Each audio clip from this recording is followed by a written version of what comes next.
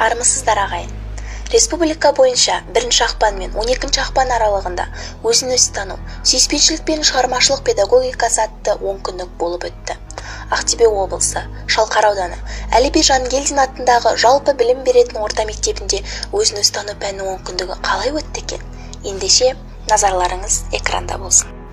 Мектептің 2-ші қабатындағы фойеде латын әліпбиімен өрнектелген бұрыш жасақталды. Байқадыңыз ба? Кітапқа 2-ші тыныс беру ойымен Сара анамыздың есімі бірыңғай оқулықтармен жазылған. Бұл бұрышты жасақтауға 11-ші Б және де 8-ші Б сыныптарының оқушылары атсалысты. 1 ақпан, бейсенбі күні кезектен тыс оқушылардың жиылысы өтті. Бұл жиылыс салтанатты түрде ұйымдастырылып, 1-ші, 2-ші сынып оқушылары жыр шумақтарын тарту етті. Қамқорлық жасау үшін аса байлықтың, қалта толы ақшаның қажеті жоқ. Ең бастысы, шынайы ниет пен сүйіспеншілік болса жеткілікті. 10 күндікте ұйымдастырылған кішіге ізет қамқорлық акциясы осындай ой сала білді.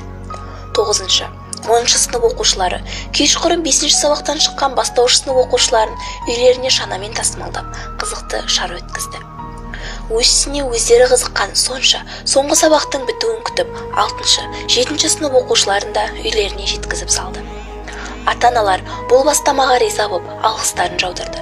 Мектеп әкімшілігі қолдау көрсетті. Қыз балалар да атсалысты. Одан әрі бұл істі 6-шы сыныптың еріктілері қолдап жалғастырды. Сырттай бақылап отырып, жаның сүйсінеді. Бұл шара Facebook әлеуметтік желісіне жарияланып, ертеңіне Шалқар аудандағы ГКС орта мектебінде жалғасын тапқаны бізді одан әрі қуантты. Бұл 10 күндіктің ерекшелігі уақытты тиімді пайдалануда болды. Көптеген мектеп оқушыларының қосымша білім беру мекемелеріндегі үйірмеге баруына байланысты іс-шаралар сабақ арасындағы үлкен үзілістерде ұйымдастырылды. Соның бірі үзіліс кезінде өткізілген жанды әдеби кейіпкерлер көрмесі.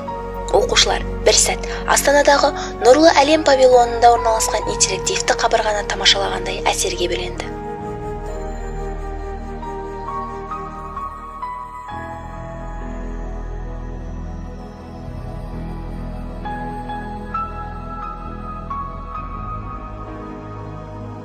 Кез келген оқушы кейіпкердің жанына барып шапалақ ұрса, сол кейіпкер әдеби шығармадан үзіндіні жатқа оқып, тыңдарманды тамсандырды.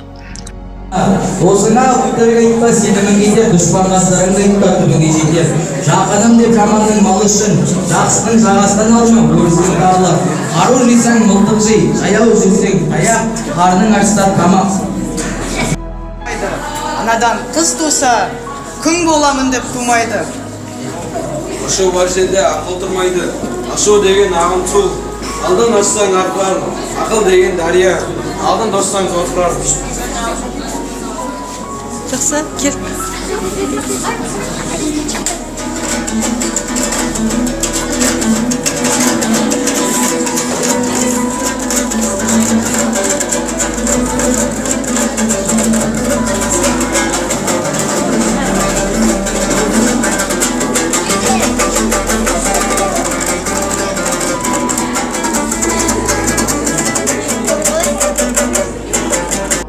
Ұлттың тарихи тамырынан нәр алып жатқан нағыз рухани жаңғыру еді.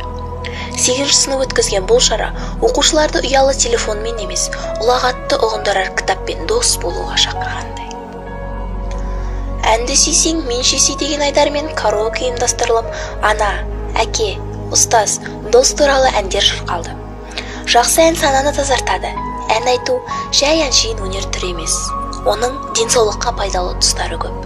Өйткені дауыс табиғаттың берген ең тамаша сыйы. Ән шырқау миыңызға мол әсерін тигізеді. Себебі ән айтқанда жүйке жүйесі тынышталып, рахаттанады. Сонымен қатар эндорфин гормоны бөлінеді. Күш-қуатыңызды арттырады, күйзелісті жеңеді, тыныс алу жолдарын тазартады, ойлау қабілетіңізді жақсартып, аса қауіпті аурулардың алдын алады. Өзін-өзі тану 10 күндігінде 4 мәрте өткізілген караокенің сыры осында болса керек.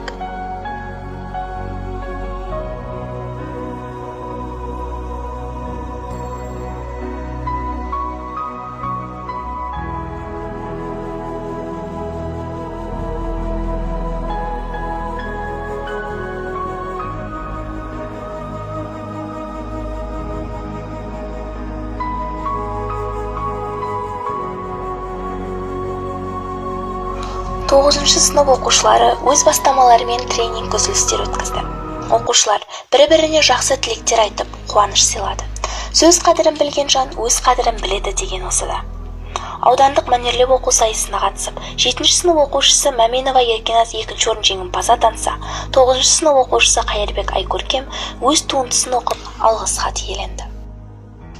Әдетте асық ойын үшін балалар күннің жылынып, жердің кепкенін күтіп жүреді.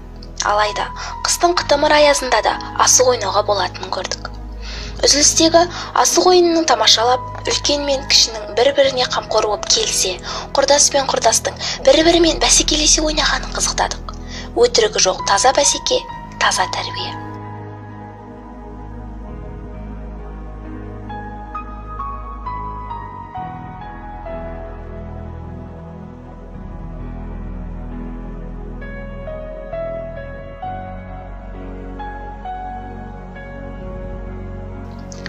Дойбы ойынын білмейтін адам кемде-кем. Сондықтан да болар, үзіліс кезіндегі ойынға қызығушылық танытушылар көп болды. Ұстаздардың да, оқушылардың да белсенділігі жоғары. Ұлы Абай ақынның сүйікті ойыны тоғызқұмалақ пен дойбы болғанын ескерсек, бұл іс-шараны рухани жаңғырудың бір ұшқыны деп тануға болады.